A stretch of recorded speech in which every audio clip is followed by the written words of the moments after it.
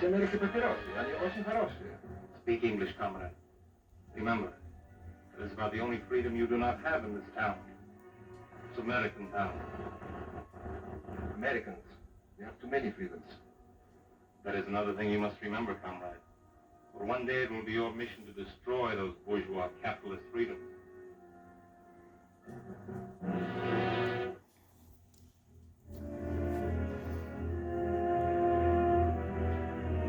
Frightening, isn't it? From all appearances, this community could be in Iowa, California, or Tennessee. It looks like an American town. As American as apple pie and ice cream.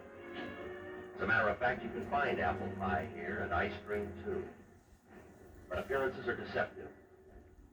This is not an American town. However, it may be assumed that such a town does exist, shrouded in secrecy and protected by utmost security, deep behind the Iron Curtain. You might call this a college town, communist style, as part of a long-range plan to destroy our free way of life. These young communists are studying the economic, political, and religious institutions that are the very heartbeat of America. The courses here in this strangest of all schools: espionage as a science, propaganda as an art, sabotage as a business. This nameless American city, deep in the vastness of the Soviet Union. It stands as a symbol of Russian treachery, of long-range communist conspiracy. This town may appear to be an accurate likeness of a typical American community, but it's a fraud. It isn't free. Now, let's take a look at a genuine American town, and a genuine American. I want you to meet Jerry Donovan. He's proud of his country, but prone to take his liberties for granted. He's aware that someone must assume responsibility for the liberties, for our free way of life. Yet, when there's a job to be done, Jerry, like so many Americans, is apt to ask, why me?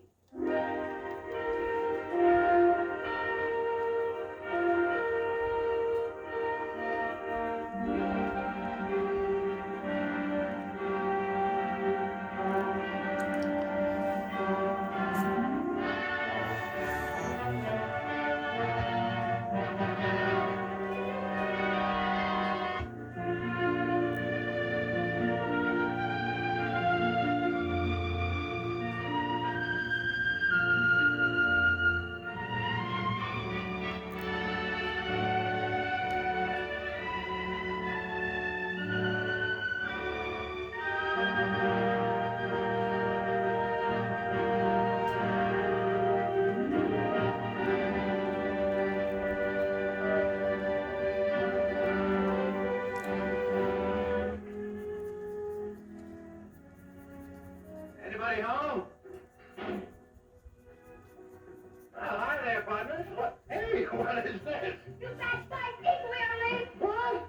He's on the warpath. You better send for the cavalry. Take him prisoner. Tie him up on hill of red ants. Oh, now, wait a minute. I don't have no like ants. You've been on that hill.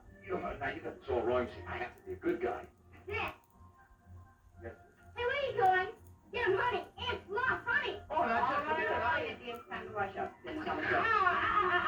Right now. Dessert and whip on there. Well, you saved me from a fate worse than death. Oh? Not gonna read this over, didn't I? Well, don't you remember you're out of union committee meeting tonight? I just want to make sure you can make it. Yeah, that, well, they don't expect me. I told them that your folks were coming here for dinner tonight. Oh, honey, Mom and Dad aren't due in for another week yet. Now you have plenty of time for the meeting, huh? Helen, you don't understand. I knew that your folks weren't going to be here tonight. You really? Well, then why I just told that to the fellas to keep from going tonight. Besides, my favorite TV show is on. Send us that, would you? Would you? Well, Jerry, you missed the last meeting. Don't you think you should be there? Honey, nothing ever happens at those meetings. Just a bunch of guys sitting around listening to themselves talk.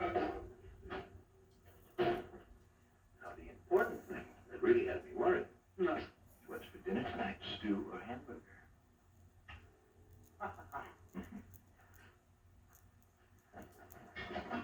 There. Oh, boy. You like that? That smells good.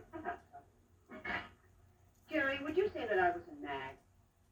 no more than average. Well, I'm afraid I'm going to be just this once. What? This morning you told me that you wouldn't be able to make the PTA meeting next Wednesday, right? That is right. Old Mrs. Potter reminds me of a lovesick hippo. Besides, Wednesday's my bowling night. Oh, Jerry, can't you think of anything besides bowling and then television? Well, you talk about that PTA, you think it was some kind of a hush-hush government meeting to determine the future of the nation. They can struggle along without me. Well, what about Jimmy's father-son banquet tomorrow night? He's been counting on that for weeks, you know. Well, now that is different. I wouldn't miss that for the whole world. Besides, I wrote my speech already. Well? Yeah, I've been rehearsing all week. Listen to this. Members of Troop 28 are gathered here tonight to discuss the ways and means of finding homes for Trooper Ryan's 6 new collie pups. How's that sound? Pretty bad. Yeah. No, I can get some fighting. I'm ready. Okay. No, listen, just one more question. Just one. What about your reserve meeting? You're next. You missed the last one, and you missed the one. Well, how do you do it? No. All right, I'll tell you what.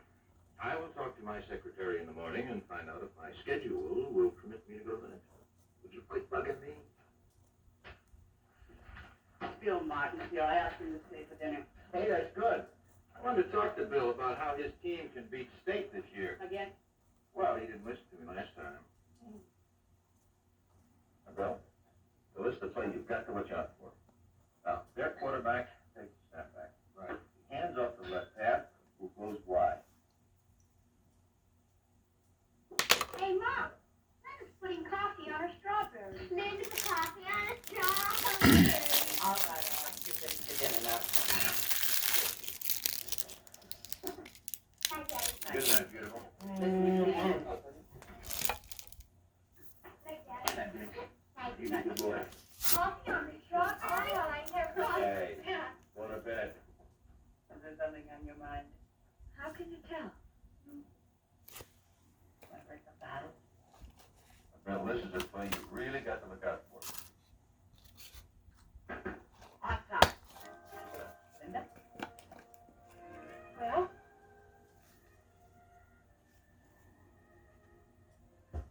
Our ages and... Oh, Daddy, Mother, we want to get married. I'm sorry to speak on you so suddenly, Mother. I suppose it came as an awful surprise. Really, sweetheart. Congratulations, Bill, and I might add, you're a very lucky young man. Daddy? Well, everybody's things we ought to iron out. I'm not against it. Matter of fact, I think it'd be a fine idea.